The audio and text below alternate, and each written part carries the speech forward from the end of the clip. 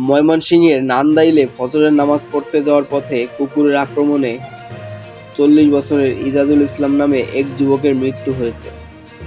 রোববার ১৯ মে ভোরে পৌর শহরের ৫ নম্বর ওয়ার্ডের চারানীপাড়া নদীর পাড় এলাকায় এ ঘটনা ঘটে। ইজাজুল ইসলাম উপজেলার শেরপুর ইউনিয়নের শেরপুর গ্রামের মৃত সমীর উদ্দিনের ছেলে। পুলিশ ও স্থানীয় সূত্রে জানা যায়, ইজাজুল ইসলামের মা-বাবা কেউ নেই, তিনি বিয়ে করেননি। পৌর শহরের ৫ নম্বর ওয়ার্ডের চারানীপাড়া এলাকায় ভাড়া বাসায় বসবাস করে ব্যবসা করতেন তিনি। নিয়মিত ৫ ওয়াক্ত নামাজ পড়তেন ইজাজুল। রোববার ভোরে ভাড়া বাসা থেকে নামাজ পড়ার জন্য মসজিদের দিকে যাচ্ছিলেন। পথিমধ্যে কয়েকটি কুকুর তাকে একা পেয়ে কামড়ে ছিন্নভিন্ন করে ফেলে। এ সময় এক নারী টের পেয়ে লাঠি নিয়ে তাড়া করলে কুকুরগুলো চলে যায়। পরে ওই নারী আশেপাশের লোকজনকে ডাকাডাকি করে নিয়ে আসার আগেই ইজাজুল মারা যান।